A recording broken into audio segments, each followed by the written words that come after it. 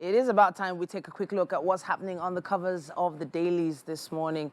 Really important headlines have been popping up throughout the week. Mazino, of course, is right here with me.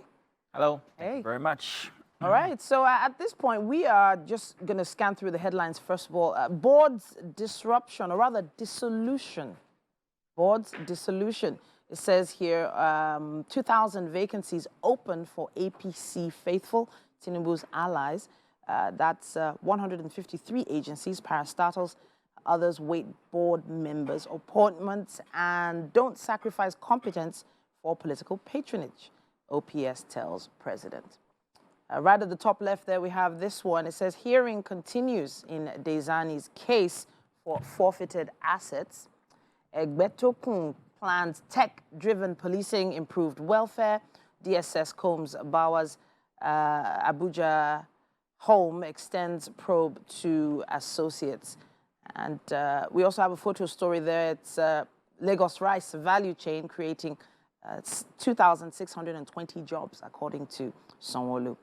I think that's a welcome development, if you ask me. I wanted to touch on one of the headlines that you might have missed. Labor fumes as Armafac hikes politicians' salaries. A lot of people have been talking about this since yesterday when it was made known that it's been approved. And I was asking individuals how they felt about the situation. I don't know if I can ask you personally. How do you feel about the situation? I feel like it's something that, you know, everyone is asking for a hike right now. Everyone is asking for including political officers. Including political officers. It's always been a debate. 2009 and now political officers have had over 500% increase in their salaries, while the common man, everybody, since 2009, from when it was 7,500 naira to now, when it's been suggested that it be 200,000 naira, which of course they're saying that they can't. Instead, they're going back to they're going backwards to 60,000 naira. Have only had about 300% increase. And if you compare with inflation, how much richer, and in quote, we are between now and then, you'd find out that we're richer back when we were earning 7,500 naira as minimum wage than now, even if you increase it to 60,000 naira. So it's plenty of concern for individuals who are normal people, especially the poor who need to breathe. When you now tell that political officers will be getting 114% increase in salaries, that will bring the president's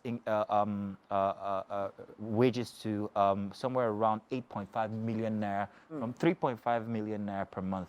That's so there's plenty of concerns and plenty of individual. Completely finalized at the end. Plenty of individual.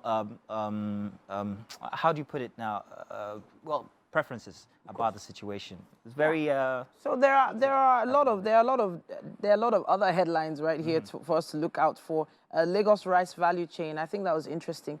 Creating jobs has always been on the mandate of Sanwo-Olu, so they're definitely working on that.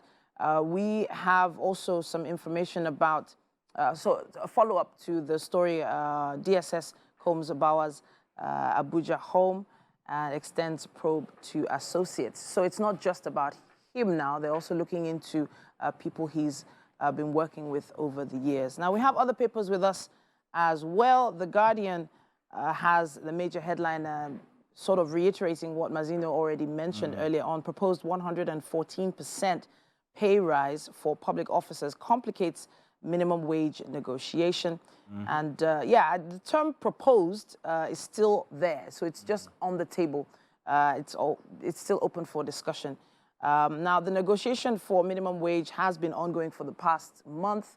And that's another conversation that needs to honestly be wrapped up before, of course, there was an impending strike at some point. Yeah, the strike is still on the table if after 8 weeks there's nothing, or they've given 8 weeks for all of this, including everything that's happening with all the price hikes in petrol, electricity, and all, with some sort of palliatives for the poor. But if nothing like the NUC says, TUC says, goes according to what they have discussed, they perhaps might be going on strike. One very interesting headline I wanted to touch on is something that concerns you and I here. Still on The Guardian, road diversion, motorists, commuters decry unending suffering on Lagos. Hang on a second. That's not the one I was going to go for. But something about the Lagos-Ibadan Expressway and the FRSC telling that the fact that it is our fault, you and I who ply the roads, who are using it, because everything has been set for all of us to actually ply these roads regularly. But that we have some miscreants, especially the yellow buses. I'm going to look for that headline. I kind of like misplaced it. My apologies. I do tend to agree that there are a lot of people that are, in quote, breaking a lot of traffic rules, causing complications on the road.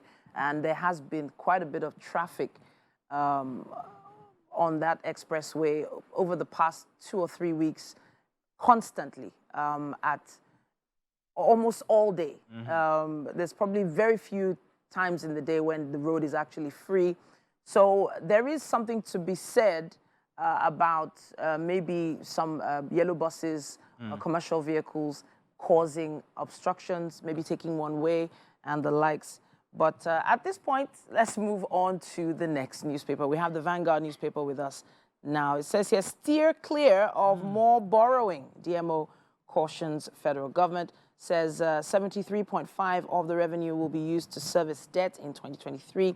Advocates privatization, sale of government assets to reduce borrowing. It also says here, caution, or rather, well, debt servicing revenue situation is precarious, according to Abidoye. Right at the top, it says, Play 2, about 14 killed in night attack on 2 communities. Kano government, governor reinstates anti-graft commission boss suspended by Ganduje. US, or rather UK businesses responding politely, positively to Tinubu, according to British High Commissioner. A tribunal, Tinubu INEC kick as Obi tenders total PVCs in 32 states. I wanted to talk about that major headline, steer clear of borrowing, as the DMO cautions the federal government. Yeah. We didn't borrow any extra, but in the past 3 weeks, we now owe more.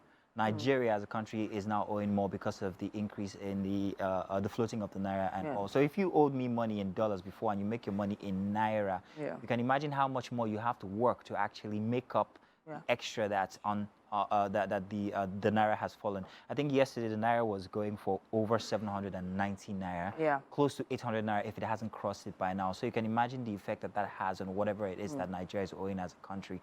Borrowing more, that's quite counterproductive at this point. But where do we get the monies to make all the, you know, little things that we need to do as a country?